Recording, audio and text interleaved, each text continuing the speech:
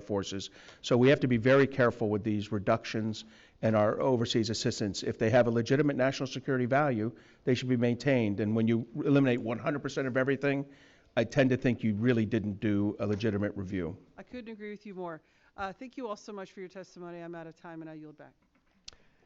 With that, I recognize the representative from Illinois, Mr. Schneider. Thank you, Mr. Chairman, and thank you for allowing me to join this hearing, and to our witnesses. I appreciate your insights. You all use similar imagery. You talk about NATO as the beating heart, the bedrock, the bulwark. That was very consistent. Ambassador Smith, but you also spoke about a trust deficit. And I'll paraphrase, but many governments are worried that the U.S. commitment to NATO is conditional or transactional. Are European allies right to worry about the U.S., Ambassador Smith?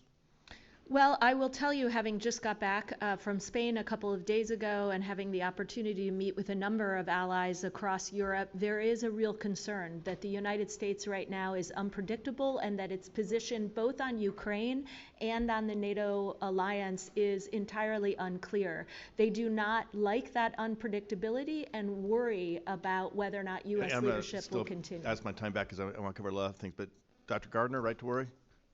If I could respond to that, actually, and I've met with dozens and dozens of European delegations here in Washington over the past few months, and also have been to several European capitals recently, and the message from our European friends is that President Trump is actually applying the right kind of pressure on our NATO partners to increase defense spending, to do more. He is really shaking up the transatlantic alliance in a very positive way, and I've not heard the negativity that you're referring to. I appreciate that. Rear Admiral Montgomery? I don't think this has been a wise maneuver, just like I didn't think it was wise to pull out of Afghanistan without informing our NATO allies. I think we have about a 5-year streak right now of being too unpredictable and too unfocused on the actual rapacious authoritarians staring us in the face. And if I can pick up from there, I remember the images from Bucha. The bodies in the street, the hands tied behind backs, the faces of ordinary people, men, women, and children massacred in cold blood by Russian troops. Russia's goal was not just to seize territory, it was to extinguish a nation, to remind those still under its power that resistance is fatal, and to warn those who escaped that their safety was not assured. There was no ambiguity. It was terror, it was annihilation, and it was specifically staged for the world to see.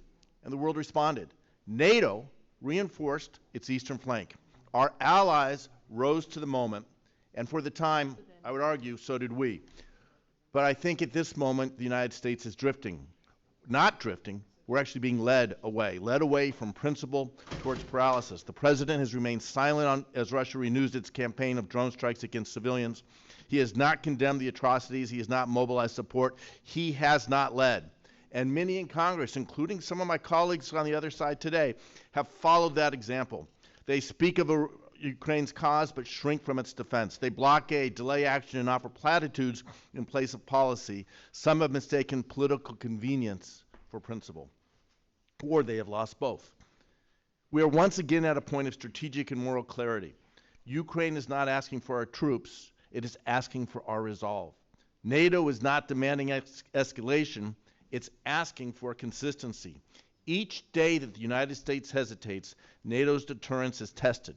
And not only in Kyiv, but in Warsaw, Tallinn, and beyond. And if Ukraine chooses to pursue NATO membership, as we promised in 2008, as Ukraine is part of an agreement to relinquish its nuclear weapons, is part of the family of nations, there has to be a clear and credible path forward for Ukraine, who has made sacrifice, who has bravely fought the Russians. We need to honor our commitments and admit that door to NATO remains open to free nations, not just Ukraine, but free nations who meet its obligations and share its values. So my question, I'll turn to Ambassador Smith again. Bucha was a moment of clarity. The president has been silent on Bucha. Been silent on the renewed campaign, Russia's renewed campaign of drone strikes against civilians. He told Zelensky that he had no cards to play in the Oval Office. I can only imagine what Zelensky was thinking, knowing that there were plenty of cards left to play, as we saw this weekend. What does the president's silence communicate to our NATO allies and to Moscow in particular?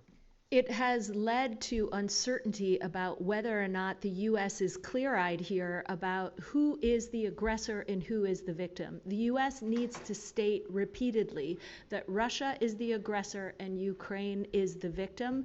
We must apply more pressure on Russia to move towards peace, but we also have to ensure that Ukrainians don't have any limits on the size of their forces or whether or not they can build a future force so that this doesn't happen again. Thank you. I'm over time. As been noted here, NATO came to the United States aid under Article 5 after we were attacked on September 11th.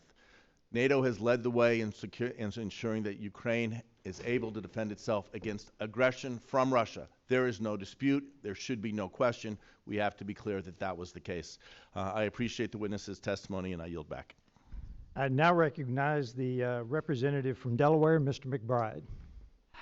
Chairman, I request 30 seconds to make a unanimous statement. You're recognized, Mr. Keating. Thank you. Thank you, Mr. Chairman.